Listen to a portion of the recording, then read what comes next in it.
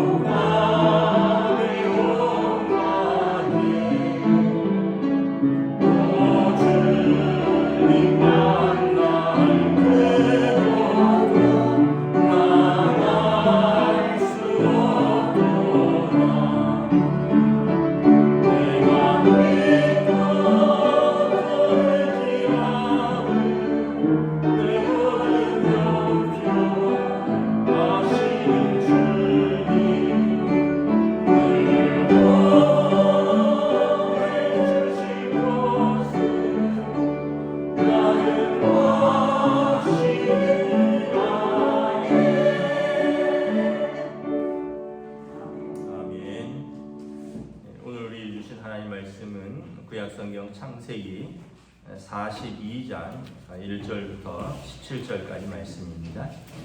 창세기 42장 1절부터 17절까지 말씀입니다. 다 찾으신 줄 알고 저 여러분들이 한 절씩 교도하도록 하겠습니다. 창세기 42장 1절부터 17절입니다. 그때 야곱이 애굽에 곡식이 있음을 보고 아들들에게 이르되 너희는 어찌하여 서로 바라보고만 있느냐? 야곱이 또 이르되 내가 들은 저 애굽에 곡식이 있다 하니 너희는 그리로 가서 거기서 우리를 위하여 사오라. 그러면 우리가 살고 죽지 아니하리라. 요셉의 형 10사람이 애굽에서 곡식을 사려고 내려갔으나 야곱이 요셉의 아우 베냐민은 그의 형들과 함께 보내지 아니하였으니 이는 그의 생각에 재난이 그에게 미칠까 두려워함이었더라. 이스라엘의 아들들이 양식 살아간 자 중에 있으니 가나안 땅에 기근이 있음이라. 그때 요셉이 나라의 총리로서 그 땅 모든 백성에게 곡식을 팔더니 요셉의 형들이 와서 그 앞에서 땅에 엎드려 절하매 요셉이 보고 형들인 줄 아나 모르는 체하고 엄한 소리로 그들에게 말하여 이르되 너희가 어디서 왔느냐? 그들이 이르되 곡물을 사려고 가나안에서 왔나이다. 요셉은 그의 형들을 알아보았으나 그들은 요셉을 알아보지 못하더라. 요셉이 그들에게 대하여 꾼 꿈을 생각하고 그들에게 이르되 너희는 정탐꾼들이라 이 나라의 틈을 엿보려고 왔느니라. 그들이 그에게 이르되 내 주여 아니니이다. 당신의 종들은 곡물을 사러 왔나이다. 우리는 다 한 사람의 아들들로서 확실한 자들이니 당신의 종들은 정탐꾼이 아니니이다. 요셉이 그들에게 이르되 아니라 너희가 이 나라의 틈을 엿보러 왔느니라. 그들이 이르되 당신의 종 우리들은 12형제로서 가나안 땅 한 사람의 아들들이라.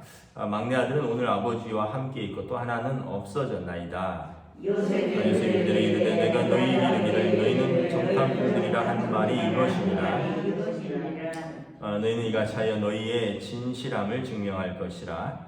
바로의 생명으로 맹세하노니 너희 막내 아우가 여기 오지 아니하면 너희가 여기서 나가지 못하리라. 너희는 하나를 보내어 너희 아우를 데리오려. 너희는 갇혀 있으라. 내가 너희의 말을 시험하여 너희 중에 진실이 있는지 보리라.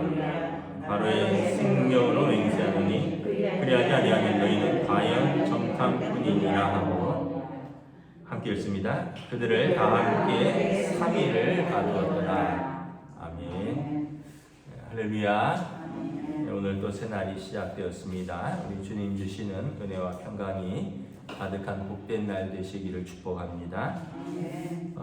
오늘 이제 말씀해 보면 요셉의 형제들이 요셉을 찾아오게 되고 이제 42절부터 쭉 나오는 것이 요셉과 요셉의 형제들의 그 치유와 회복의 과정을 보여주는 것입니다.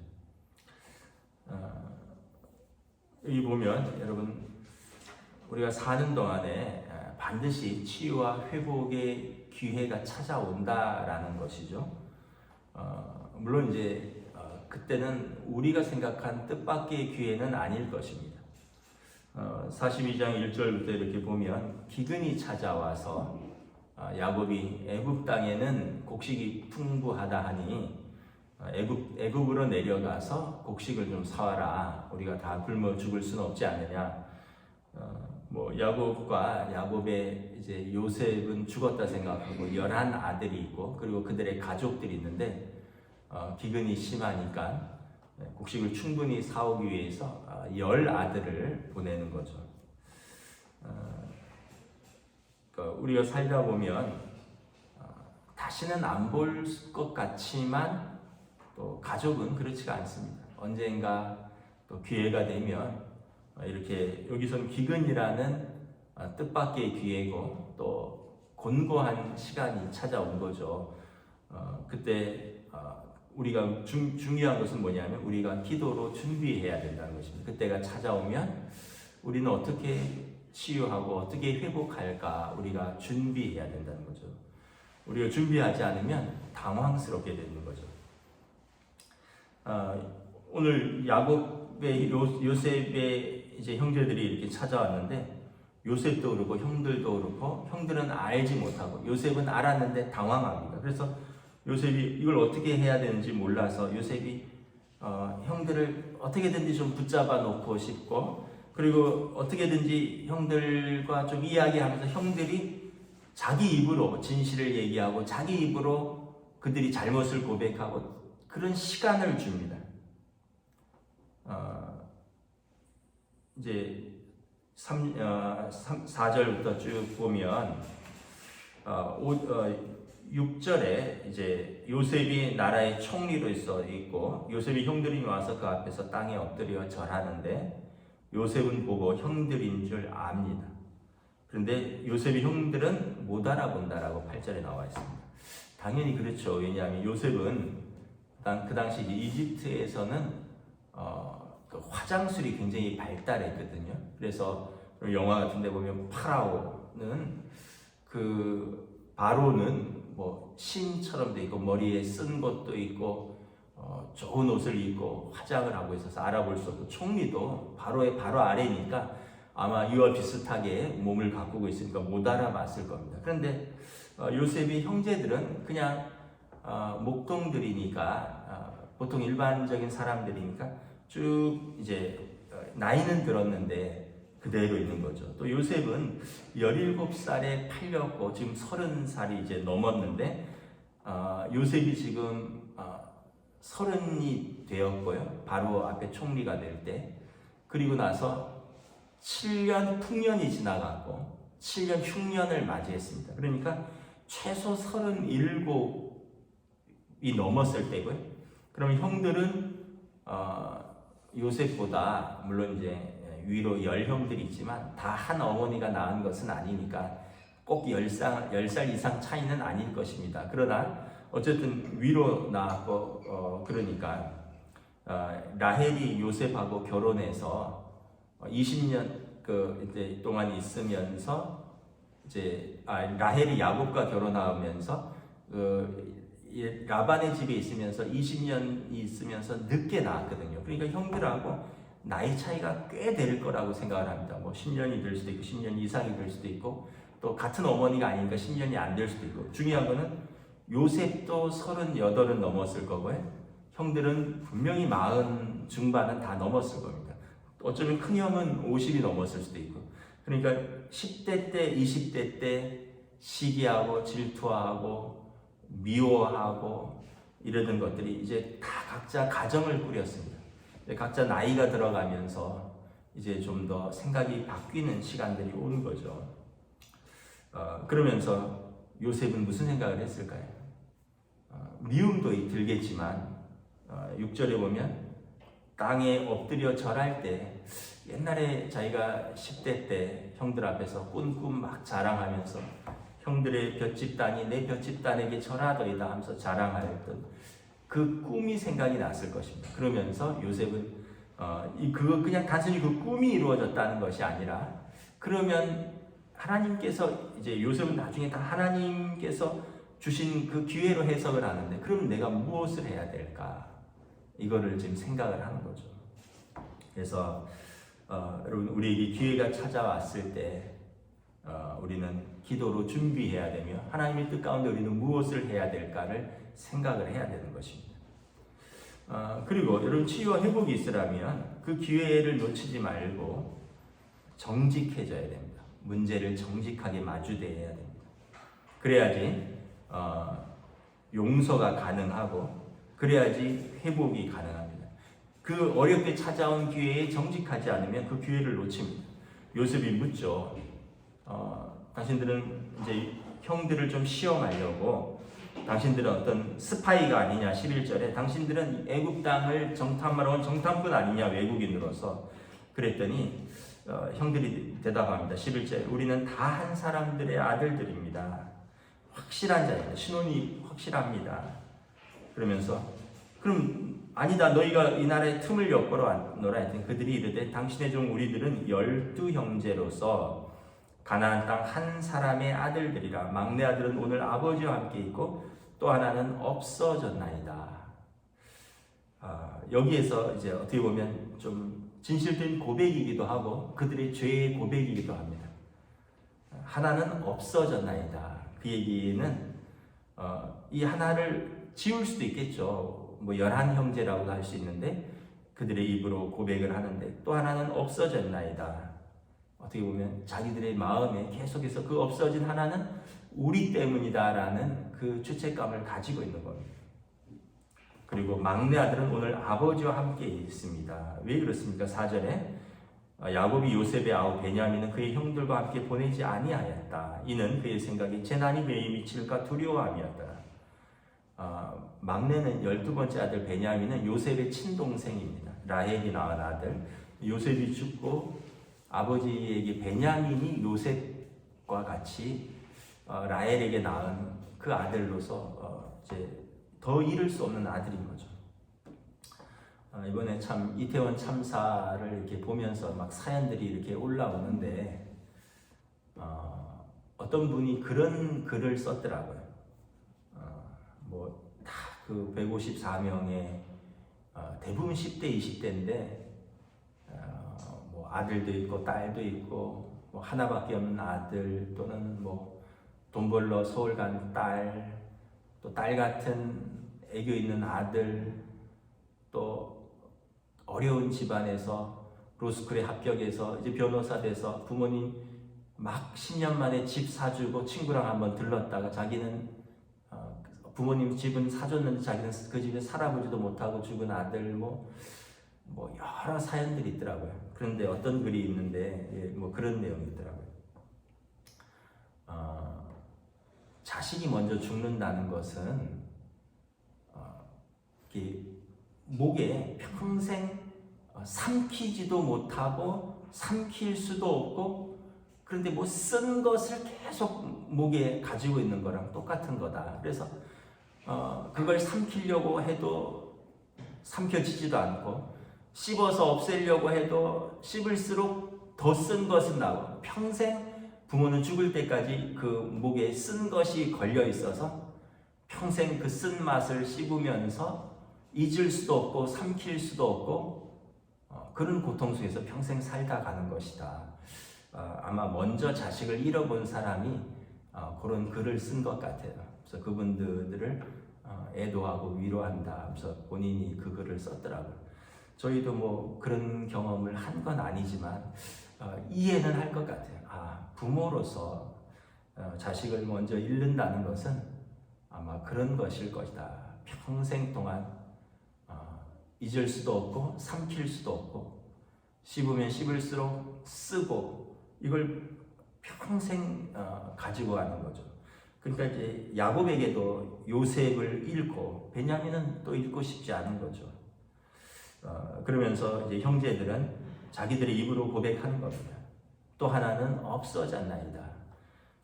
그 없어졌나는 우리들이 없앤 거죠. 요셉이 그들에게 말하죠. 내가 너희의 진실함을 보기를 원한다. 15절에 너희 진실함을 너희는 증명하라. 너희 말대로 진짜 너희가 12형제라면 없어진 사람은 없어졌다 치고 너희 막내 아우가 아버지랑 있다는데 한번 데려와 봐라. 요셉도 동생이 보고 싶기도 하고, 또 하나는 좀 시간을 벌려고 했던 것 같아요. 그러면서 다시 형들을 부르려고 하는 거죠. 이걸 요셉도 너무 당황스럽게 그 사정을 맞이해서 요셉도 이걸 어떻게 해결을 해야 되는지, 어떻게 용서하고 어떻게 화해하고 어떻게 치유해야 되는지를 요셉도 너무 당황스러우니까 좀 시간을 가지고 또 부르고 싶었던 것 같습니다. 지금 당장 어떻게 해결하는 게 방법은 아닌 것 같아요. 그래서 17일 그들을 3일 동안 가두어 두면서 그들에게 생각할 기회도 주고, 어떻게 보면 자기들의 죄를 회개할 기회도 주고, 그리고 다시 가서 막내를 데려와야 되는 거죠. 또 왜냐하면 그러면서 형들이 생각을 하잖아요. 감옥에 있으면 어떤 생각을 할까요? 요셉이 감옥에 있을 때 어땠을까? 형들도 감옥에 있으면서 그 경험을 해봐야죠. 형들도 두려워해봐야죠. 형들도 나중에 이제 보면 이제 시므온을 결박합니다. 24절. 시므온은 둘째입니다. 나중에는 유다가 거기에 남습니다. 그러면서 두려움 가운데 홀로 떨어져서 홀로 남으면서 홀로 아버지 집에 돌아가지 못하는 그 마음들을 형들도 경험을 해보는 겁니다. 그러면서 그들이 회개하고 돌이키고 용서를 구하고 그러면서 용서하고. 여러분, 치유와 회복은 그냥 되는 게 아니에요.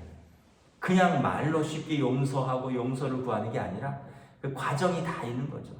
그 과정은 때로는 고통스럽고요. 그러나 진실해야 되고, 그리고 그 안에서 하나님이 부어주신 마음들이 있어야 되는 것입니다.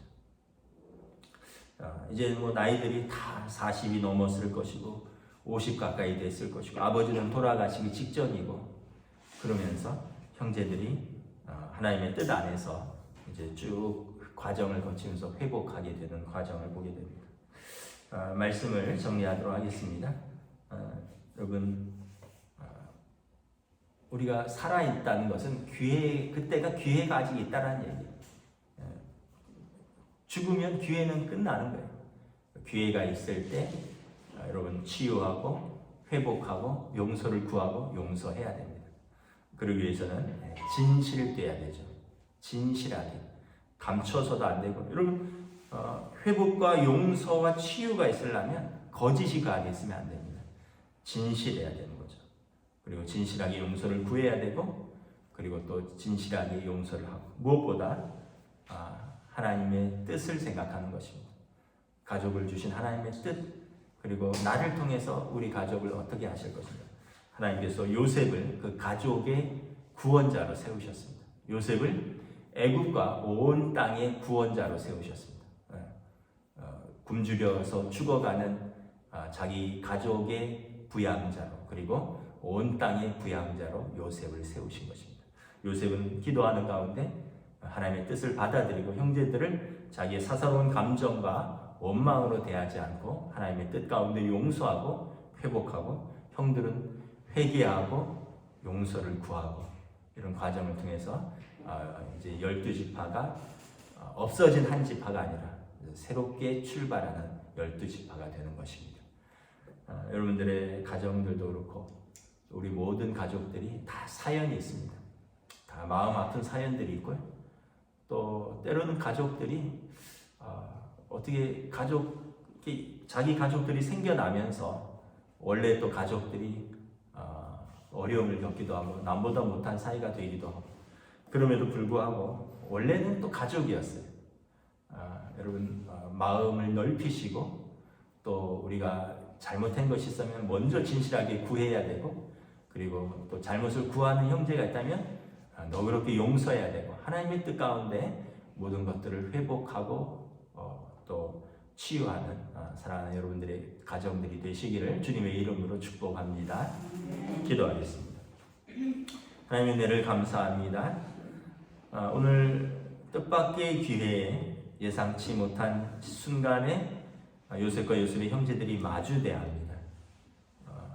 요셉은 당황스러웠지만 그들의 진실함을 알아보기를 원하고, 또 그들이 자기들에게 무릎 꿇을 때 어렸을 때 꾼 꿈 가운데 하나님께서 나를 이 자리에 세운 것은 우리 가족을 돌보라고 세우셨구나. 형제들의 잘못도 있고 형제들에 대한 미움도 있고 원망도 있고 또 고난과 한도 있지만 더 큰 하나님의 뜻 가운데 모든 인간적인 감정들을 접고 형들을 용서하기로 결정합니다. 그러나 그 과정은 지난하고 그리고 진실된 과정들이 있어야 되는 것을 다시 한번 깨닫습니다. 우리 사랑하는 우리 모든 성도들의 가정을 주님 돌보아 주시고 은혜를 부어 주시고 또 치유와 회복으로 인도하여 주시옵소서. 감사를 드리오며 우리 주 예수 그리스도 이름으로 기도드리옵나이다. 아멘. 하늘에 계신 우리 아버지의 이름을 거룩하게 하시며 아버지의 나라가 오게 하시며 아버지의 뜻이 하늘에서와 같이 이루어지게 하소서. 오늘 우리 일용할 양식을 주시고 우리가 우리에게 잘못한 사람을 용서하여 준 것 같이 우리 죄를 용서하여 주시고 우리를 시험에 빠지지 않게 하시고 악에서 구하소서. 나라와 권능과 영광이 영원히 아버지의 것입니다. 아멘.